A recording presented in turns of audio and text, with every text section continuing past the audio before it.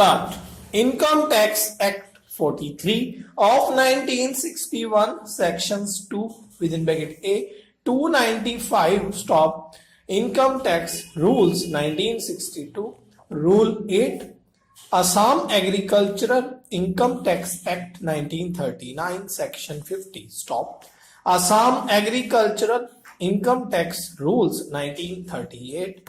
Rule 5 Proviso stop. Constitution of India Article 366 within bracket 1 stop. Tax on agricultural income stop. Computation of agricultural income from tea made by income tax officer bracket starts central officer bracket close.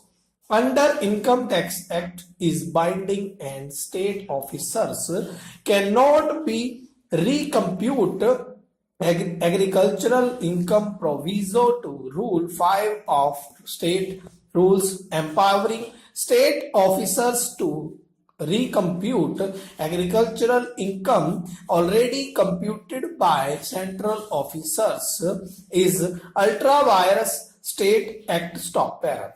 In view of Article 246 within bracket 3 of the Constitution, power to legislate in regard to levy of agricultural income tax is with the state legislature stop. However, Article 366 within bracket 1 provides that the expression agricultural income in the Constitution means agricultural income as defined for the purpose of the enactments relating to the Indian Income Tax Act stop. Therefore, the agricultural income regarding which the state legislature may enact law under entry 46 stop. List 2 would be on such income as defined in the Indian Income Tax Act and the law relating to the said act stop. Section 2 within bracket A of the Income Tax Act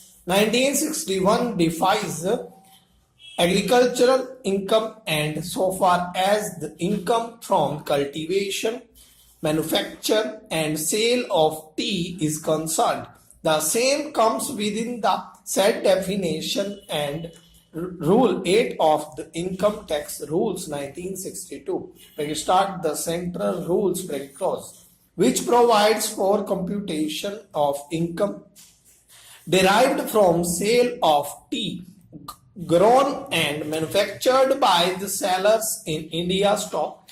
Therefore, the computation of agricultural income, even for the purpose of the state enactments, will have to be that which is made under the provisions of the Income Tax Act and rules made thereunder stop. The fact that the legislature under the state act, that is Assam Agricultural Income Tax Act 1939, intended to make the agricultural income to be the same for the purpose of the central as well as the state act is further clear from the provisions of sections 2 within bracket A 58 and section 20D of the state act, and bearing in mind the definition of agricultural income under Article 366 with bracket 1 of the Constitution, it is clear that the state act intended the agricultural income for the purpose of its levy to be that which is computed as such by the officers acting under the Central Act and agricultural income tax officers of the state are bound by computation of agricultural income made by Central Act stop para.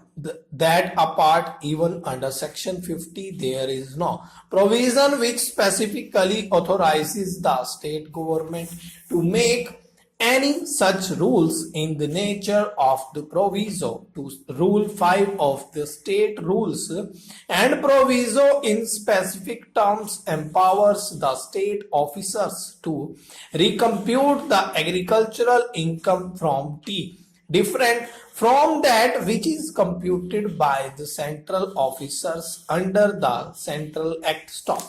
Thus, it is seen that this rule is not only made beyond the rule making power of the state under Section 50 Act but also runs counter to the object of the Act itself and enlarges the scope of the Act stop. Therefore, proviso to Rule 5 of the state rules to the extent it empowers the state officers to recompute the agricultural income already computed by the central officer is ultra vires of the state act stop. It is an established principle that the power to make rules under an act is derived from the enabling provision found in such act stop. Therefore, it is fundamental that a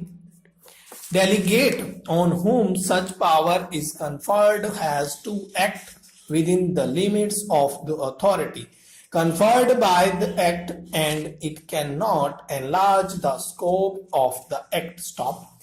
A delegate cannot override the act either by existing the authority or by making provision which is in consequence with the act stop. Any rule made in exercise of such delegated power has to be in consonance with the provisions of the act, and if the rule goes beyond what the act contemplates, the rule becomes in excess of the power delegated under the act, and if it does any of the above, the rule becomes ultra vires of the act stop. Further, it cannot be apprehended that proviso to Rule 5 of the state rules, if struck down, it will be injustice to state revenue. The reason being, if while examining the papers produced or liable to be produced before the taxing authority administrating the Indian Income Tax Act 1961 as contemplated under proviso to Section 49. If the state authorities are of the opinion that the central assessing authority has not made a proper assessment of the agricultural income of the assessee as required under the Central Act, then it is always open to the state authorities to invoke the jurisdiction of the appellate, or reversional authorities under Chapter 10 of the Central Act, and if they succeed in any such attempt, they can always recompute the agricultural income as contemplated under Section 20D of the State Act stop.